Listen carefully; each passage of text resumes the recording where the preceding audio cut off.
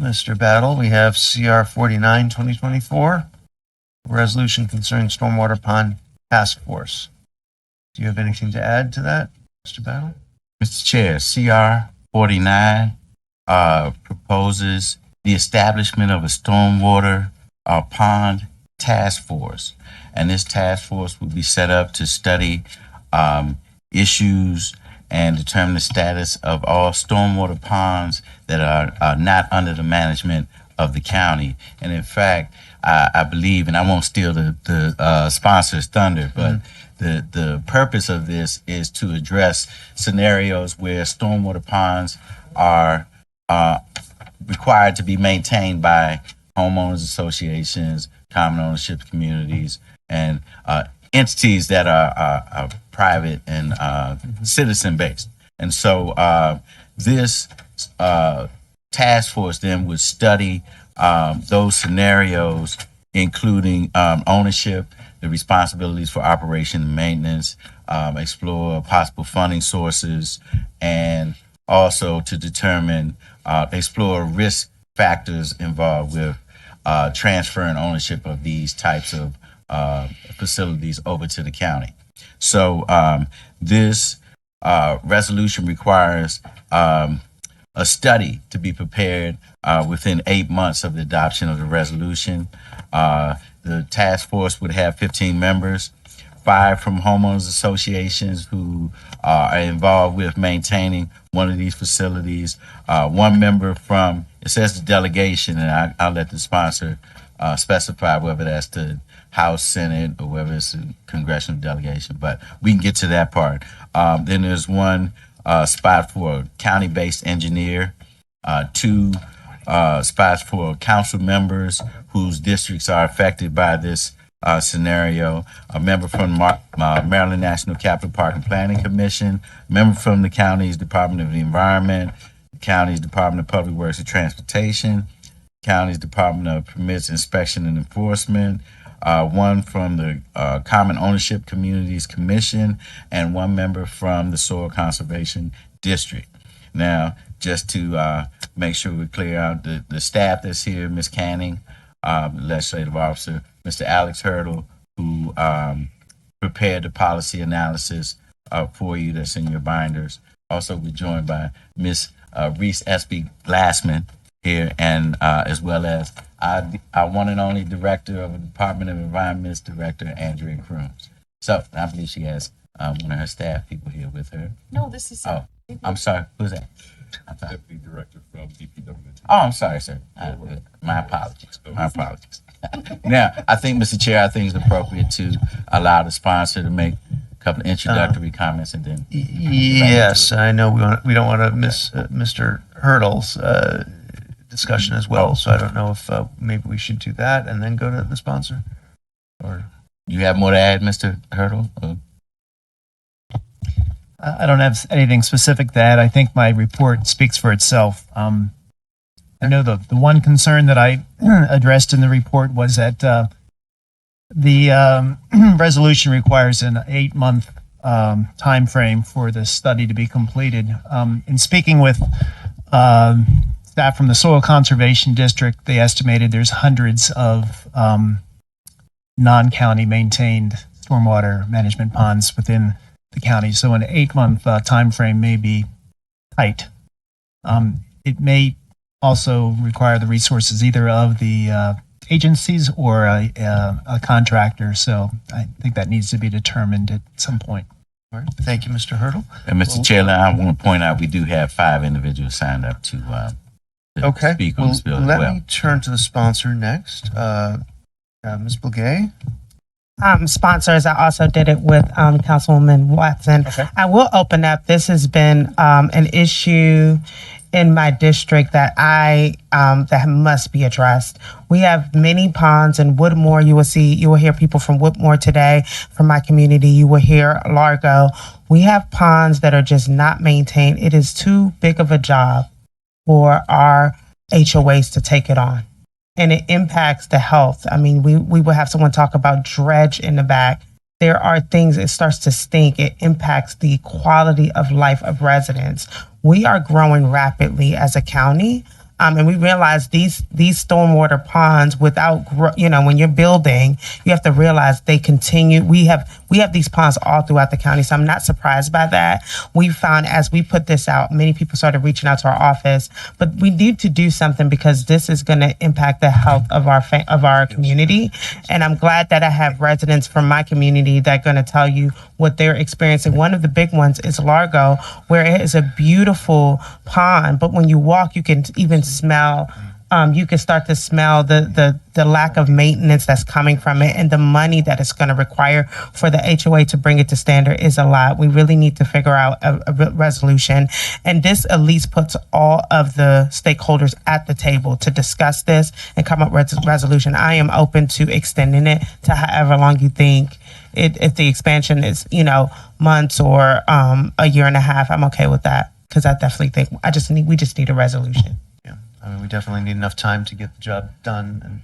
And Mr. Chair, Yes. if I may, Yes. our director has a hard stop, and so I would hope we could get to her comments as soon as possible. Look here, Yes. well, typically we go sponsor committee members, agencies. Yeah, I'm going to go to the agencies. I think that would be good, so we can Okay. all hear. Director Crooms. Sure. Yeah. So I'm here to strongly support this bill. I'm sorry, Mr. Crooms. Let me make a general statement first, if you don't mind. All right. Good morning, Good everyone. morning, Ms. Good Skinner. to see you. So I think Director Crooms, as she was starting to say, the administration does support the study of this resolution. We do think it's important, and she can elaborate more. We want to make it abundantly clear. It's the study we do support. We don't know. I think maybe Mr. Hurdle mentioned the 8 months. I do think we need to increase that. I mean, as you all know, getting all the members to get this large of a composition together may take some time. And then we want to make sure we're taking a holistic approach. So we do think 8 months is probably a little very ambitious. So we're going to ask for a little bit more time. And I know on behalf of Mr. Early, I just want to put this out there.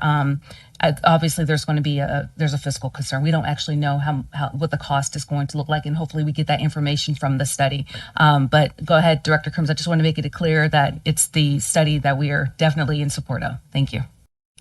Yeah, so then I was going to say, but the challenge is the money, right? And what the outcomes of the study will be. So I just wanted to kind of set a little bit of the stage of what we expect this is going to tell us. And, this came about from conversations between me and Councilmember Begay, specifically about the pond at Largo. And our expectation that it is a several $1 million endeavor to do the work on that pond that hasn't been done. So when HOAs took this on, beginning in the late 70s, we had a policy of, trying to make smaller government or something, of having this become a developer/HOA responsibility, right? We know there's at least 900. We think there's probably over 1,000 of these ponds across the county. And so that's one of the first things we need to figure out is how many of them even exist, right? And how many other types of stormwater management practices that HOAs are responsible exist. We also know that they have some other things that have come up in the infrastructure committee that Councilmember Dernoga chairs around playgrounds, things like that. There's a lot of things that kind of fall on these HOAs that are traditionally within the public sphere. But specifically as to stormwater ponds, an HOA should be spending between $50,000 and $100,000 a year maintaining these stormwater ponds. My guess is that they're not, right? And that's not every year, but it's like in terms of both the maintenance of the pond and then the reserves that they will need to do dredging. Because dredging of a pond, often of these sizes, which may support 600 houses, is a major ordeal. It's something that's done every 10 years at a $500,000 cost, right? So the DPWT does the majority of the maintenance of our stormwater ponds across the county. They do 40 to 50 ponds a year. They're spending $9 million this year on pond maintenance, right? And that's doing them on that kind of, if they do 40 to 50 a year, they've got 900 in their responsibility. They're doing it like on a 20-year basis, which is longer than what we should be doing. But you're looking at, a pretty extensive cost. So the average member of an HOA, 1 month of their HOA payment or more per month should be going to stormwater pond maintenance. And so that is the reality, is that we now have all these stormwater ponds that have been built between 1978 and today. most of which are older, or 20 years older, that have not been getting that level of maintenance that they needed, because why would an HOA know how to maintain a stormwater pond? I mean, that's the reality, right? Like, if you're lucky and you have an engineer in your neighborhood who understands them, then they may be pushing towards it. But over time, you lose that kind of knowledge from the day that the thing was signed. And it's just a lot to expect of HOAs. At the same time, we don't have the resources to do it, right? And so we need to understand what is the breadth of this problem, how do other places look at it, what other best practices are there out there, and what would a program where the county took over some of this responsibility look at? And what I like about this bill is it doesn't wait until it's an emergency and the county suddenly has to take everything over with money we don't have. This is planning. It gives us an opportunity to look at what is the reality of the situation. And it also gives us an insight into what we would do in terms of the way that we deal with development in the future, right? Like, there is a challenge around choosing to do things this way, where we're having facilities supported by neighborhoods. And so what does that look like, and who does it well, and how could we do it better? So that's why we really like it. We like the idea of figuring out what the problem is, even though it's a big, hairy, terrifying problem that we have no idea how we're going to solve once we figure it out. But it's still, we need to know what it is. Thank you, Director Crooms. Deputy Director, do you have any? We agree with administration and with Department of Environment that we support the resolution, and it's just looking at all the other considerations. So support the resolution. Okay, great. I guess we have a speakers list. I think we should probably go to the speakers list. Can I make one more comment? I do understand the administration that it's going to cost. One of the reasons we put this together is that we didn't necessarily want one day to just say, look, the county has to pay. We put the state on it. The idea is to come up with different solutions. The study is supposed to be able to say, because we can easily just say the county just pay, but that is not something we can do. So this group is supposed to come up with different ways that can address it. Just want to put that out there so people understand this is not just to end up saying the county just has to pay and that's it. That we don't need a year study for that. Okay, great. Thank you, Councilmember Legay. Let me go to the speakers list. So we have, well, let's see. First one just says Will. I'm not sure if that's. Yeah. Oh, I see Christine. Yes. So say yes. Why don't you come on up? I don't think that's. Oh, you know what? I bet that was our prior.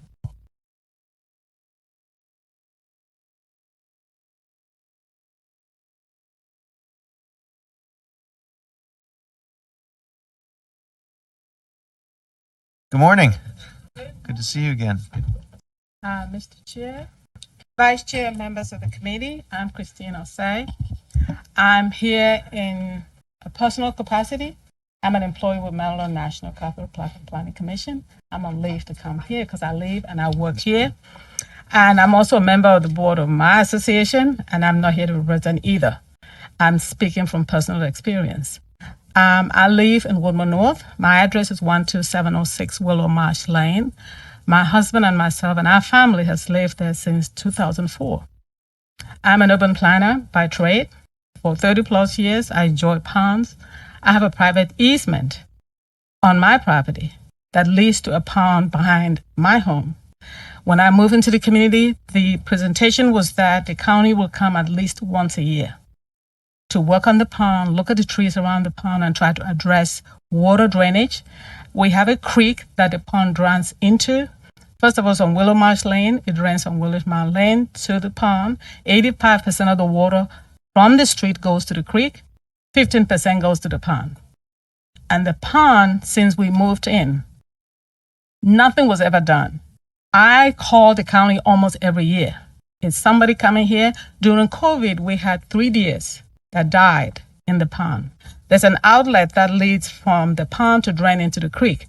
That outlet was blocked by a deer that died. And we can't go to the backyard during the summer. It's not just for the infestation of the animals that will die, or because of mosquitoes, because the pond is not maintained. For 20 years, we've been on that property until 2022 when the county finally showed up to do some work, because I stayed on the case. As a homeowner, as somebody who lives here, who has raised 3 children in this home, we feel threatened. because the work that was done by the county in 2022 and 2023 shook all of our lives in many ways. A private easement on our property to the pond brought us reality, what the reconstruction of a pond that has been neglected for 20 years can do for a homeowner. We're not young people. We're aging in place. We don't plan to go anywhere. We plan to stay there.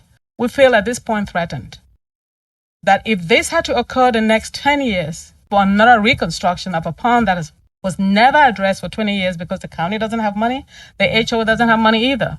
We have 6 ponds in our community. One of them is a dry pond, it's an HOA pond.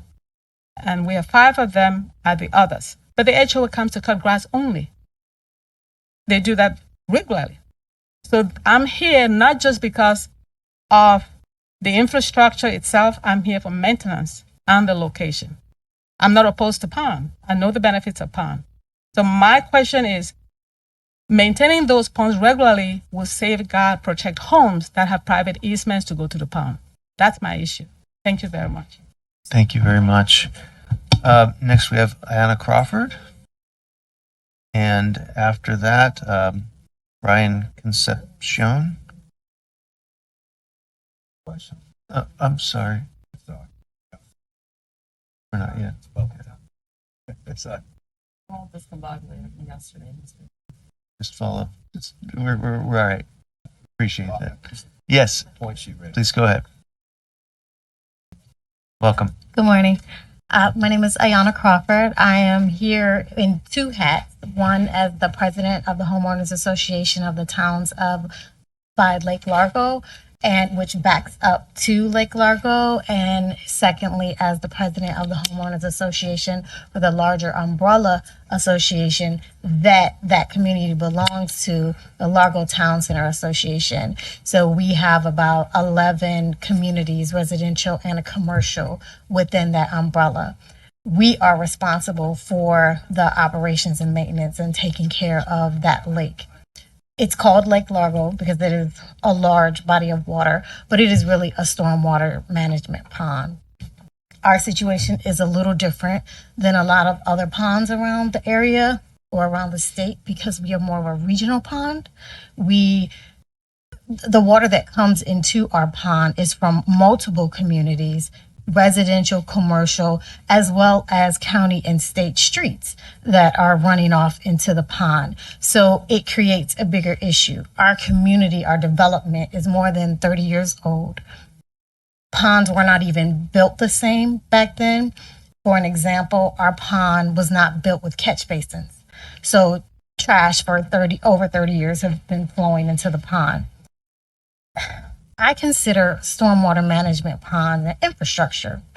Typically, infrastructure is built and maintained by government, state and county government, because it is something that affects everyone, not just a particular private citizen that lives right next to it. Our pond has not been maintained over the years. I am newer to this community as well as this board. Our board has been trying for multiple years, going back with the county, back and forth with the county, about getting help with taking care of this pond because we've been told that the sediment has built up and our grade is becoming lower and lower, and that the pond needs to be dredged. And we were quoted millions of dollars to do this. This is a prohibitive cost that the citizens do not have. Things like infrastructure, the reason that they're taken over by government is because an individual citizen, you cannot count on them. They don't have the expertise for this kind of thing, as well as it is affected by what is going on in the state at the time. So with the recession, for example, there were many foreclosures in Maryland. Our community was decimated by that. Because of that, there were people, the boards they didn't even have board members. There was one board member for like 9 years on that board. So these things were not getting taken care of. The number of citizens in the houses, people aren't paying their HOAs. Banks, while holding foreclosure properties, don't pay their HOAs. So there's no money to take care of these ponds. That, like I said, this particular pond being regional, it is ineffective to have private citizens who don't know what they're doing take care of the pond. And it is basically unfair to put that on a private citizen. That is what tax dollars are for, infrastructure in your community. So it is our stance, as well as a FYI, the county actually promote this pond as a part of the county and somewhere you can go as a nice feature of the area. There are pictures on the websites of our lake. The northern portion, I'm sorry, the southern portion, southwest portion of the lake is controlled by Park and Planning, and they maintain that part. Maintain, I use loosely. There is a fountain that recirculates the water that helps with sediment.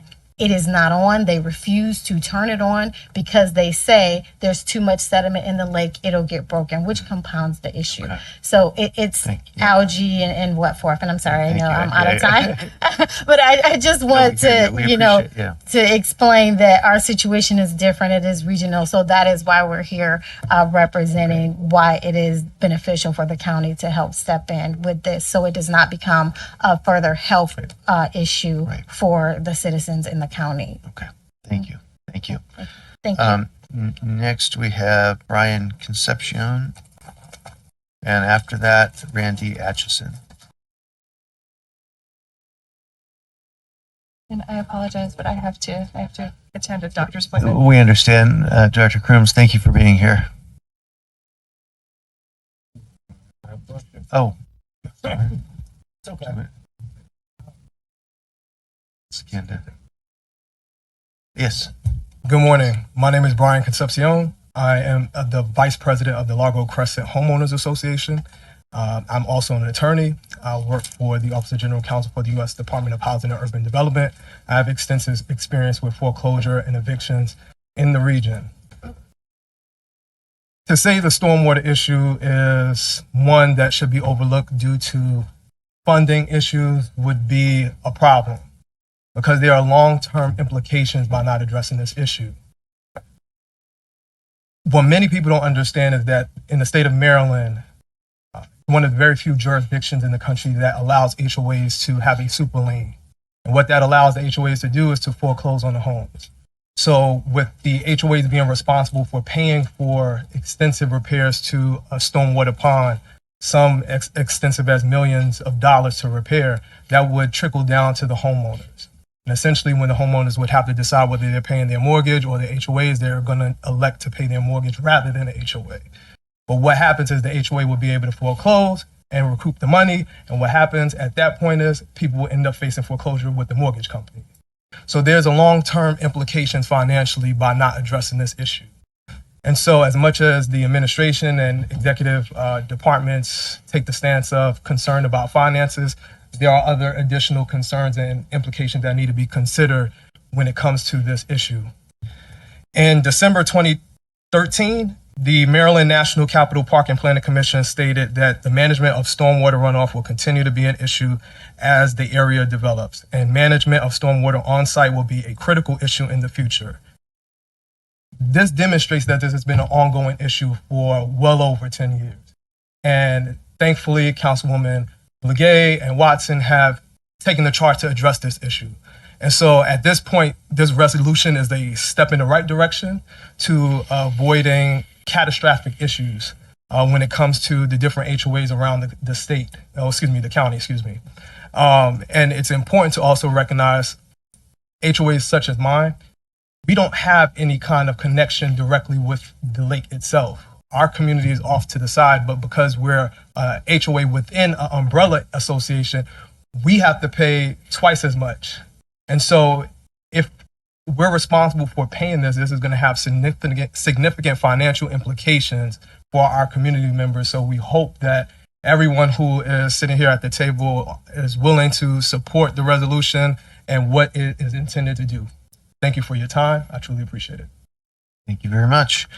Next, we have Randy Atchison, and after Rosita Stevens-Holsey.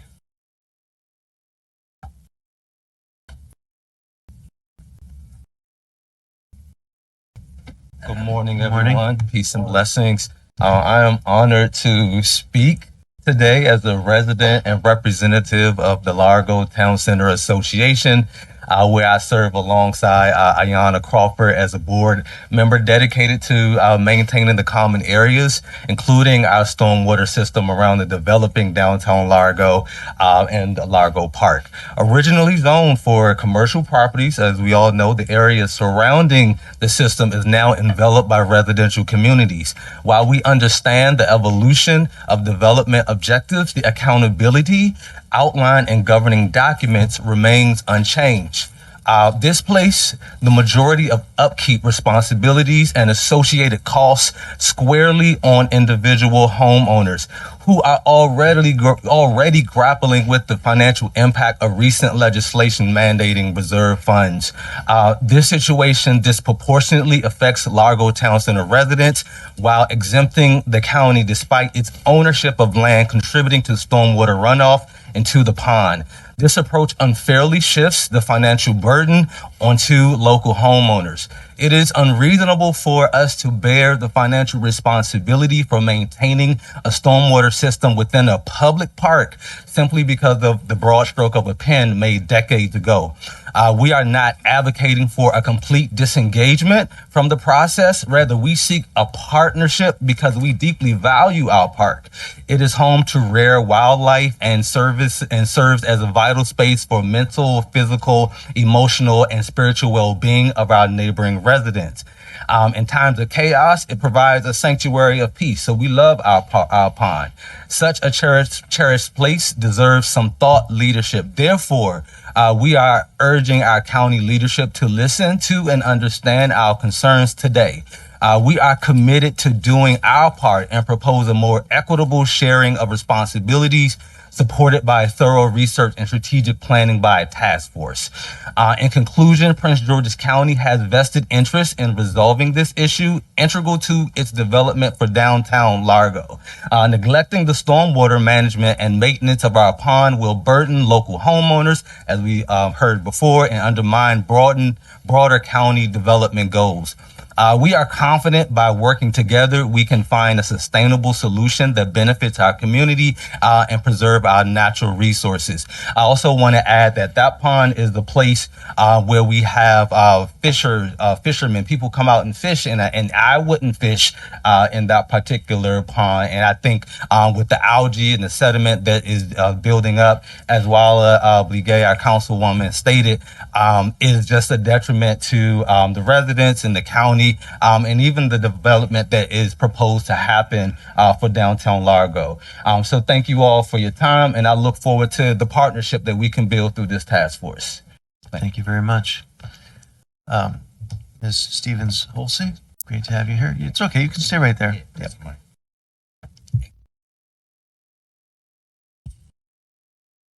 Hello. Morning. Good morning. I'm just a single homeowner who lives in Cameron Grove. I'm not representing the complex officially, but I'm concerned because I'm a water lover. I had a summer home on Lake Ontario in Canada. I lived on a lake in Atlanta for 10 years, and I moved to Lake Arbor because of the lake, and I lived on that lake. So when I moved to Cameron Grove, I bought a home that was by a pond that at the time looked beautiful, and it had wildlife that came there. I think we have 6 ponds at Cameron Grove. 2 or 3 of them are maintained by the county, and the others are supposed to be maintained by us. I have never seen anyone maintaining the pond. The pond by my home is full of algae. It doesn't have any water circulation. It's overgrown. It attracts zillions of mosquitoes.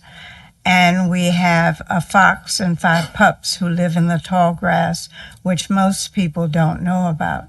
So for the 17 years I've lived there, after I saw what goes on there or what hasn't been done there, I lost my ability to walk there. We actually have asphalt paths and all where we could ride bikes or walk around the pond, but you seldom see anyone there because of the mosquitoes, which also come up to the area where I live because my street is the closest one to the particular pond that I'm talking about. So it's important, and I know that they have told us through the HOA that they didn't have money to maintain it in the past. So I was very excited to see that council people knew there were problems and were willing to address them, and I hope we can come to some kind of solution that will help the homeowners who live there. Thank you very much. That speakers list. Thank you all. Let me turn to council members. Any questions, any discussion on this? I know we had a discussion about the timeline, but yes, Councilmember Fisher. Thank you so much, Chair Olson. I want to thank Councilmember Legay and Councilmember Watson for bringing up this important issue, and I'm excited to work on it. I know Director Kroom has left us, so I don't know exactly, Mr. Chair, who I'm directing my question to, but I guess I would say Miss Skinner. Miss Skinner, I guess. I don't know. The person to direct them to. I do think we need a bigger discussion. Like, I think for me, I'm a little confused on how, and I'm not gonna lie, I'm a little younger. I'm a little confused on how these communities were built, and obviously my district, I have really nothing like Woodmore or Cameron Grove's level, right? In District 2, we're super urban, so I'm, adjusting in that. What is it in like the deed and the contract for these facilities on who's supposed to maintain the ponds and what were those agreements? And I think it would be helpful, like I'm just putting it out there for us to like really see and know. And at this point, I mean, we obviously need to do something because the residents are suffering, our ecosystem is suffering. But I guess one part of me questions that, and where's the original legal responsibility? How was that ever started before these? Because all of these places, and I could be ignorant, maybe colleagues could answer, they were planned. It wasn't just the pond was there. So that's my first question. And then I think my second question is, I mean, I think I always say, and I remember Councilwoman Legay and I were talking, I forgot, it was when we had that tour and you were showing us Westphalia about, well, what lessons are we going to learn going forward? Like, should we even be allowing ponds and things like this to be built without certain things, and as we have new developments coming, right? So those are my two things, and I don't know if I'm just putting it out there for discussion, and we'll have further discussion, Mr. Chair, or who can answer these things. Chair, I do actually have some answers to that. Okay. So with Largo, particularly, that's like the biggest one. There was an agreement that the HOA, I think it was like 30 years ago, would maintain it.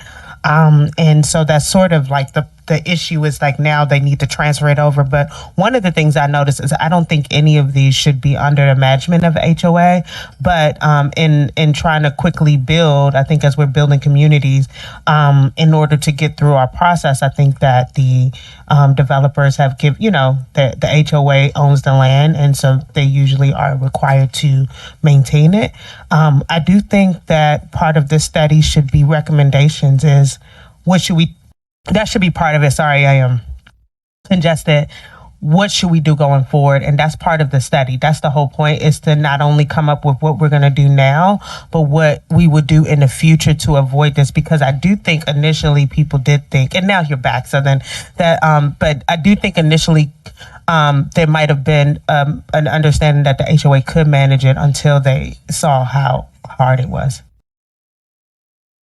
Thank you so much, Ms. Legay, and I'm sure Dr. Crooms, you'll also comment. And then I know Chair Hawkins for General Assembly. I do think that there are bills in Annapolis when it comes to like the legal ability of HOAs to, actually put forth the lien and things like that when you don't pay. And I think it's something that I would be interested for our county to have a perspective on as we head into the next legislative session, because we would need state law to really rectify that situation. It would not just be us. And so I just wanted to put that out there for the public discourse, and would love to hear your response. And then I'm done, Mr. Chair.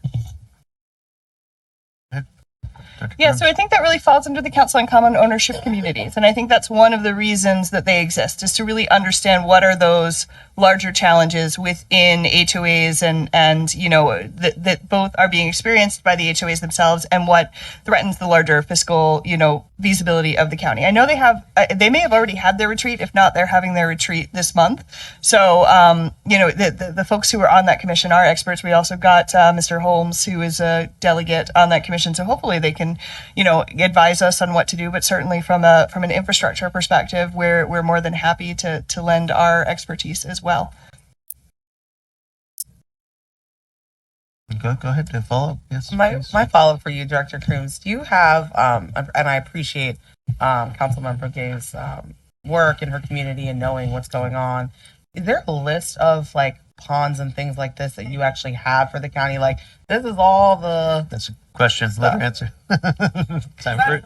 No, she's going to answer you. Yeah, so no, that's a big part of the study, right? So we have a general idea, but we actually, one of the things that we are doing even to kind of look further across the county in terms of what is even a pond, we know that there's some that might even be in the county inventory that aren't, you know, we aren't aware of. So one cool thing that DPWT Director Johnson came up with is because of, you know, his prior experience, is looking across the county to just find everything that's a pond, right? Like, what is technically a pond? Yeah, there are, you know, you can use satellite imagery and things like that to find them. But yeah, I mean, a good inventory of them doesn't necessarily exist. We know a lot of them, but we don't know all of them. So that is one of the pieces in the sort of the scope of the study and in the scope of our own work that's funded within DPWT and DOE this year, is figuring all of that out, because ponds also often mean other pieces of infrastructure that are significant. So one of the things about the age, like one of the residents was mentioning that their pond doesn't have a trash trap. Well, there's ponds in which case they have what's technically a dam. So when I think of a dam, I think of the Hoover Dam, but that's wrong. And my engineers have taught me that that's wrong. Sometimes it's like what looks like a pile of dirt, like it's something that's holding in water. Well, in a lot of cases, communities, not a lot of cases, but in some cases, there's some communities that the ingress and egress out of their community is a dam, because that was legal in 1978 or 1988 or 2004, right? And it's not legal anymore, but we have to deal with those issues too. So we've got a whole lot of these infrastructure issues. And this is just like one of those pieces in the pie, which is why I like the bill so much, because it does address something that we know is, it's so forward thinking, right? It's dealing with a problem that residents are having, but it's also super forward thinking, because we do need to analyze all that. So yes, we'll find them, but we don't know them now. I'd just like to add, what we're currently tracking right now is 900 ponds. 900. Yes, 900. Thank you. That's And that's in addition to the 900 we have in our inventory. So it would double our inventory. Okay. And our current inventory, we have the resources to get to once every 20 years. so you're saying we need a study? So we need a study. Is that right? Right. I mean, that's Okay. right. Yeah, Okay. Perfect. Exactly. All right. So I'm going to go to Vice Chair Harris in a second. I just want to do a time check that we still have two more bills resolutions on our agenda. But Mr. Harrison. I was actually going to make a motion Oh. favorable on the study. turn your mic on. I was going to make a motion to move favorable on the study. Second. Okay. There's a motion and a second. Is there any discussion? Was there I know, Ms. Oriata, you had. Okay. Okay. Yes. was there some thinking about hold a on. timeline? Hold on. Hold on. Scanning. Yes, was there some thinking about a timeline? I was just going to mention that. Ms. Blagay, you had A year and a half, is that a fine? year and a half, so 18 months. Mhm. So let's look in the language here. Well, I guess we don't need to. Would, Yeah, we've got it. Would you revise your motion? Yes. I'd like to revise my motion with the friendly amendment of the timeline. Is that 18 months. 18 months. Changing 8 months to 18 months. Yeah. Thank you. Okay. So that's 18 favorable months. as amended. Favorable as Thank you all. okay. Is there any discussion? Seeing none, Madam Clerk, please call the roll. Chair Olson, Aye. Vice Chair Barrows. I'm sorry. I meant to say Councilmember Barrows. That's something I don't know. Councilmember Barrows, yeah. Congratulations. I thought you all needed a laugh. Anyway, I'm sorry, Councilmember Barrows. And thank you, Councilman Blagay and Watson, for tackling this very important issue. Councilmember Fisher. I vote aye. And to explain my vote, I'm sorry, I've been on 10, Mr. Chair. I don't know, it was just thought. You're all good. My You're bad. good. Vice Chair Harrison. Thank you, Madam Clerk. I vote aye. Motion carries 4-0.